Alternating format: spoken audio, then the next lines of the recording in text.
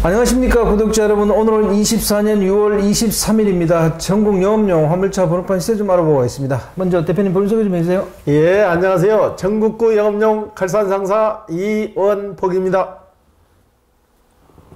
네, 대표님. 예. 전국 영업용 화물차 번호판 시세 좀 알려주세요.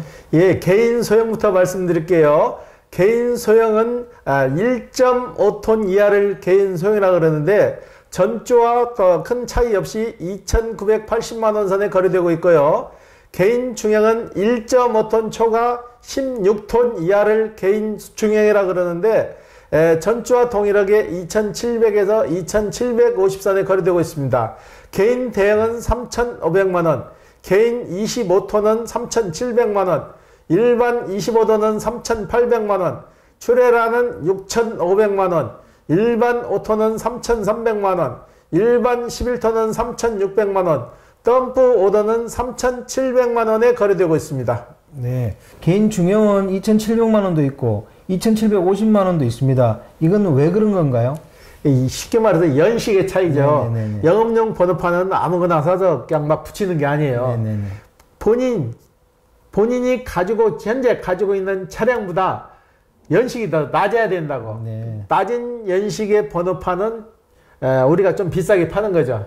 넣을 때도 매입할 때도 좀 비싸게 매입을 하고, 그 다음에 연식이 높은 거, 네네. 쉽게 말해서 2022년, 2023년식 이런 거는 번호판만 판다고 해서 번호판만 왔다 갔다 하는 게 아니고 차까지 사는 사람한테 같이 넘어가는 거예요. 네네. 차까지 넘어갔다 다시 차는 가져오는 과정에서 취등록세가 많이 발생하기 때문에 가격 차이가 좀 있는 거예요. 예. 그렇다면 이번 주도 개인 소형, 개인 중형 모두 보합세네요? 지금 3, 4주째 계속 그 금액을 유지하고 있는데 개인 소형 같은 경우는 요즘 사업들이 좀 너무 안 돼갖고 기존에 오래 하시던 분들도 많이 정리를 하시더라고. 네네. 나이 드셔가지고 전에는 소일거리로 좀 하셨는데 요즘은 그 소일거리마저 일거리가 많이 없으니까는 시장으로 많이 팔라고 내놓으세요. 네네. 그리고 유입이 많이 되는데 사시는 분들이 좀 적은 거죠. 네. 사시는 분들이 좀 적어도 그래도 개인 소형은 많이 움직이는 편이에요. 그래서 큰 폭의 등락폭이 없는 거예요. 예. 개인 중형은요? 개인 중형 같은 경우는 지금 살려고 하신 분들이 거의 없어요. 네. 왜 그러는 거니? 개인 중형 같은 경우는 우리나라에서 지금 나오는 차가 2.5톤 이상 16톤까지니까 그 차량을 사기에는 너무 고가란 얘기예요, 차가. 전에는 1.2톤이 개인 중형으로 들어가가지고 개인 중형이 그래도 활성화됐는데 1.2톤이 개인 중형에서 개인 소형으로 바뀌었어요. 네. 그렇기 때문에 개인 중형이 수요가 그렇게 많지 않기 때문에 금액대가 높게 형성이 안 되는 거죠. 네. 전에는 개인 중형이 한 500만원 정도 비쌌는데 지금은 가격이 역이 된 거죠. 개인 중형이 싸고 개인 소형이 비싸게 된 거죠. 예. 그러면 이제 다음 주 전망을 어떻게 보세요? 다음 주도 비슷하게 갈 거예요. 지금 4주째 이 형성이 계속되고 있는데 다음 주도 역시 큰 틀의 변함없이 개인 소형은 2,980만원 정도, 개인 중형은 2,700에서 2,750만원 정도 그 선에서 거래될 거 있고요. 그 다음에 7월 달부터는 일반 화물, 그것 때문에 문의가 많이 오시는데요. 일반 화물 한 대 가지고 계신 분들은 한 대를 더 사야 일반 화물을 유지하는데 제가 얘기 드리는데 쿠티어 일반 화물을 한 대 더 사서 유지할 필요가 없다는 얘기예요. 일반 개념이나 개인이나 똑같은 거예요, 이제는. 전에는 일반 화물을 사서 법인을 설립하거나 차를 2대, 3대, 4대 묶었을 때 일반 화물이 필요한 건데 한 대 가지고 개인적으로 일하시는 분들은 쿠티어 일반 화물이 필요가 없다는 얘기예요. 이제는 16톤까지 증톤이 가능하기 때문에 그 톤수 안에서 얼마든지 가능하기 때문에 거기에 연연하지 않아도 된다는 얘기죠. 예. 그러면 이번 주 거래량하고 저번 주 거래량 비교 좀 해주십시오. 큰 폭의 등락폭은 없고 4대꼴이 전주나 이번 주나 똑같이 움직이고 있어요. 그렇게 소형 위주로 움직이니까 당분간은 중형은 좀 힘들어질 것 같아요. 개인 소형은 그래도 꾸준한데 중형 시장이 많이 침체되는 거죠. 이번 주 거래건 중에 기억에 남는 건이 있으면 얘기 좀 해주세요. 제가 유튜브 상에도 몇 번 말씀드렸는데 저희한테 개인 택시 2번, 화물차 3번 사가신 분이 또 사고를 접었어요. 결국은 저도 이제 손을 들었는데 이분이 6개월이 안 돼서 못 팔기 때문에 시청에 수원시청에 휴업 처리를 해놓고 월요일 날이나 오신다 그래요. 월요일 날 와서 차 다시 매물로 내놔서 팔아달라고 하는데 이분 같은 경우에는 제가 그 누누이 얘기하지만은 적응을 못 하시는 거예요. 1:1 매치를 붙여서 같이 오다를 잡아주고 다 별별 걸 다 했는데도 결국은 적응을 못해서 이분은 거래처 나가셔가지고 거래처에서 조그만 싫은 소리만 들어도 그날 일을 접고 집으로 들어가시고 며칠 동안 고민하시다가 결국은 사업을 정리해 버리셨어요. 네. 그러고 또 저희한테 회사 다니다가 퇴직을 하시고 화물차를 사가시는 분인데 처음 막막해가지고 일을 못 하셨는데 저희가 용인 오포에 사시는 어르신을 또 초빙을 해서 1:1 매치를 시켜가지고 이분도 지금 며칠째 되는데 일 잘하세요. 일 잘해가지고 이분이 와서 하는 얘기가 그래요. 이렇게 해서 돈벌이가 되는데 왜 돈이 안 된다고 하는 사람들은 이해를 못 하겠다 이거예요. 이분은 하신 지가 지금 일주일도 안 되는데 하루에 25만원, 30만원씩을 꾸준히 찍나 봐요. 이런 사례도 있고 저희한테 한 6개월 전에 사가신 분이 있어요. 저거 나이가 갑장인 분인데 이분은 서울 송파동에 살아요. 송파 쪽에 살아갖고 가락시장으로 출퇴근을 하시더라고. 가락시장 가지고 새벽 3시에 나가더라고. 새벽 3시에 나가가지고 오후 4시나 5시면 끝나는데 이분도 그러는 거예요. 젊은 층들이 해보지도 않고 돈이 안 된다고 하는 것은 진짜 이건 잘못된 거다.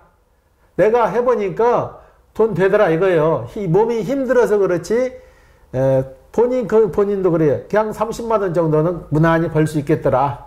사실적으로 그분들이 와서 얘기하는 얘기를 그대로 저는 전해드리는 거예요. 예.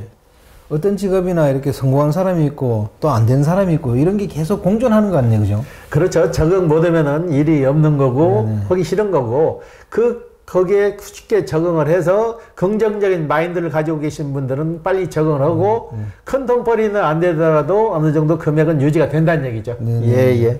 대표님, 화물차 한 번 사면 6개월 동안 못 파는 거 그거 설명 좀 해주세요. 화물차 같은 경우에는 한번 매입을 하시게 되면은 6개월 동안 나이와 상관없이 무조건 6개월 보유를 해야 돼요. 그 법이라는 게 잘못된 거죠. 전에는 초창기에 시작할 때는 만 60세가 되신 분들은 오늘 사서 내일 팔아도 아무런 법적으로 규제가 없는데 그걸 어느 날 갑자기 자기네들 편의를 위해서 묶어놓은 거예요. 너무나 양도양수가 바로 샀다 파는 애가 많으니까 그걸 묶어놨는데 어차피 사가지고 일을 안 할 거는 왜 묶어놓느냐 이거죠. 활성화를 시켜줘야지. 그래가지고 화물차 같은 경우는 6개월 동안 유지를 하셔야 돼. 6개월 유지가 안 될 경우에는 병원에서 6개월 이상 진료를 요하는 진단서가 있으면 가능하세요. 예. 개인 택시기는 5년이잖아요. 이건 악법이에요. 이건 없어져야 할 법인데 구태여 이 법을 가지고 가는 이유를 모르겠어요. 예. 대표님, 그리고 소량 배달하는 그 다마스짐이 있잖아요. 이거를 스타리아와 스포츠카노로 하시는 분들이 좀 있어요? 요즘 꾸준히 늘고 있죠. 전에는 나보나 다마스로 하시던 분들이 이 차가 노후돼가지고 이제 차를 바꿀 때 이 차들이 단종돼서 이제 안 나오잖아요. 기존에 있는 거 그래도 연식이 괜찮고 키로수 괜찮으로 갈아타는 수도 있지만은 스타리아나 스포츠카노로 갈아타는 예도 많아요. 지금은 거의 50대 50으로 보시면 돼요. 예. 소량 배달찜은 꾸준히 일은 있어요? 소량 배달찜은 본인이 부지런만 하면은 얼마든지 가능해요. 본인이 머리로 계산하면 돈이 안 돼도 몸으로 움직이면 돈은 돼요. 되는데 그 생각의 차이죠. 예. 그렇다면 소량 물품 배달 일은 콜로 이렇게 일을 해야 되나요? 추전사에 소속돼서 이러는 방법도 있고 거의 콜로 움직이는 거죠. 콜로 거의 90% 이상은 콜로 움직인다고 해요. 예. 그러면 한 달에 그런 일을 하면 얼마 정도 벌 수 있어요?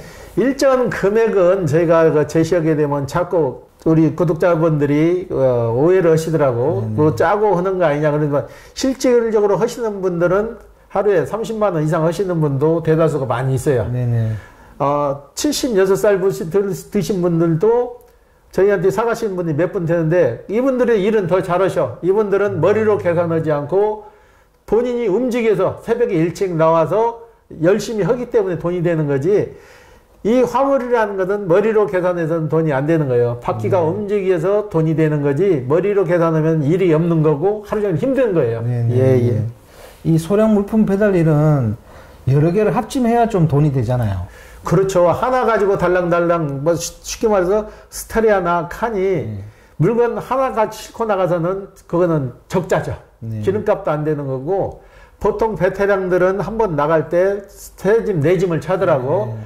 그래가지고 저 금액을 맞추는 거지 한두 개 싣고 왔다 갔다 해서는 그거 처음부터 시작 안 하는 게 낫죠. 네. 그러니까 처음 그 단계까지 가려고 하게 되면 그래도 최악 몇 달이 지나야 그 관계까지 간다는 얘기죠. 네. 그래서 선탑도 많이 해보시고 본인 체형에 맞는 차량을 선택하셔야 된다는 얘기예요. 예. 네.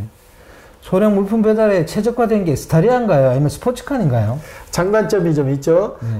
스타리아 같은 경우에는 900kg 정도 되죠. 네네네. 용량이. 네. 900kg 정도니까 짐을 싣고 합짐을 해도 좀 더 많이 할 수 있는 거고 이거는 3벤이잖아요. 3명이 탈 수 있는 거고 칸 종류는 5벤. 5벤이고 뒷 공간이고 의자 뒤에도 짐을 실 수 있으니까 물건 실 수 있는 공간은 충분한데 칸 종류 같은 경우에는 사람과 짐이 같이 움직일 수 있는 콜벤 형식으로 운행할 수 있다는 거죠. 네. 예, 예. 스타리아 5배는 영업용 화물차를 쓸 수 있어요, 없어요? 그 누누이 제가 설명을 드리는데 5배는 제조사에서 나온 상태에서는 5배의 면허권을 달 수가 없어요. 네. 구변을 해야 돼요.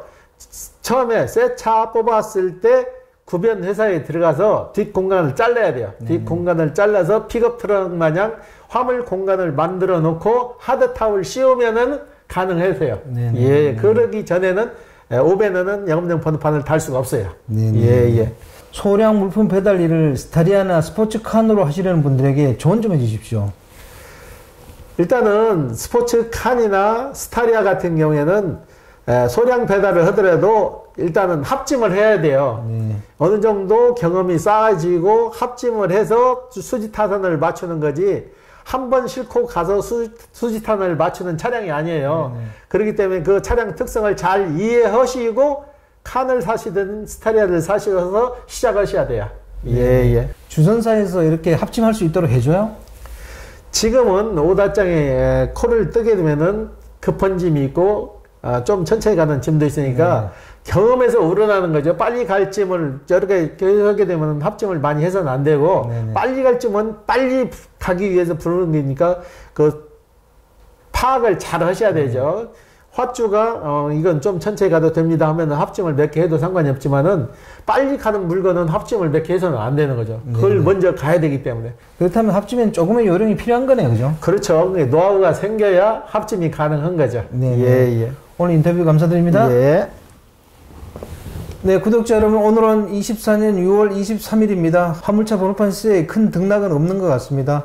앞으로 장기적으로도 계속 이게 보합세가 유지될 거라고 아마 대표님께서는 그렇게 보시는 것 같고요. 소형 화물 일을 하려는 분들은 스타리아나 스포츠칸 중에 자신에게 적합한 차종을 선택해서 하면 참 좋을 것 같습니다. 자, 호화제는 다음 주에 또 다른 주제로 구독자 여러분 찾아뵙겠습니다. 안녕히 계십시오. 호호아제였습니다.